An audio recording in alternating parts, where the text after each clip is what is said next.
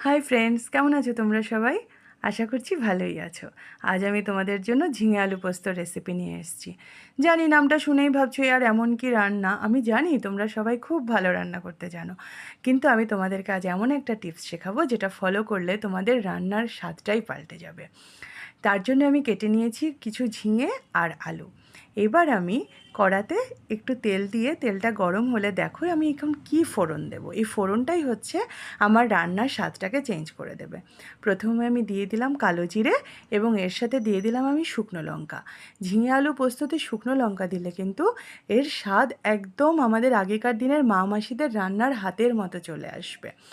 এর মধ্যে আমি ঝিঙে আর আলুগুলো ছেড়ে দিয়ে নেড়ে চেড়ে এটাকে ঢাকা দিয়ে দেব। ঝিঙে আর আলুগুলোকে ঢাকা দিয়ে আমি এরপরে পোস্ত ঢেলে নেব আমার মিক্সিং জারে, আর তারপরে এর মধ্যে দিয়ে দেব কয়েকটা কাঁচা লঙ্কা আর গরম জল। এগুলো আমি ভিজিয়ে রেখে দেব। এরপরে আমি ঢাকা তুলে দেখো ঝিঙে আলুর জল বেরিয়ে গেছে। ও তো জল বেরোবেই। আর এখনকার দিনের সবজি জানো তো চট করে সেদ্ধ হতে চায় না, তাই জাস্ট একটু দেখে নিলাম। এরপরে আমি এখানে দিয়ে দেবো একটু স্বাদ মতো নুন। নুনটা দিয়ে আবার ঢাকা দিয়ে দেব।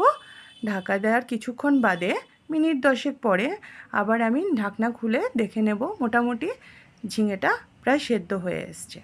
তাই আমি এবারে আমার পেস্টটা করে নেব, পোস্তর পেস্টটা। ব্যাস মিক্সিং জারে একটু ঘুরিয়ে নিলাম, আমার পোস্তর পেস্টও রেডি হয়ে গেল। এবার আমি পোস্তর পেস্টটা কড়াতে ঢেলে দেবো। পোস্তর পেস্টটা কড়াতে ঢেলে মিক্সিং জারের মধ্যে একটু জল দিয়ে সেটাকে একটু নেড়ে চেড়ে আবার ওই জলটা পুরো কড়াতে ঢেলে দেবো। সবটা কড়াতে ঢেলে সব কিছু ভালোভাবে নেড়ে চেড়ে আমি আর মিনিট 10 ফোটাবো। তাতে ঝিঙেটাও আরেকটু সেদ্ধ হয়ে আসবে, আলুটা সেদ্ধই হয়ে গেছে, আর আমার গ্রেভিটাও আরেকটু গাঢ় হয়ে যাবে।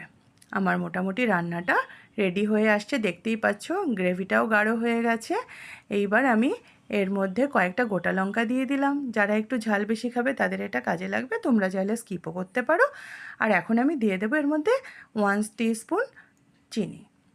তোমরা চাইলে আর একটু বেশিও দিতে পারো। দেখো আমার রান্নাটা কিন্তু রেডি হয়ে গেছে, ব্যাস আর কিছুই নেই। এবার একটা পাত্রে এটাকে ঢেলে নিলেই কিন্তু আমার ঝিঙে আলু পোস্ত রেডি হয়ে যাবে।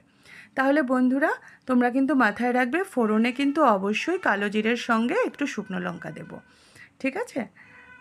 ব্যাস ঢেলে নিলাম, হয়ে গেল আমার ঝিঙে আলু পোস্ত রান্না। আজকের জন্য এইটুকুই। আবার আসবো নতুন কোনো রেসিপি নিয়ে। টাটা বন্ধুরা।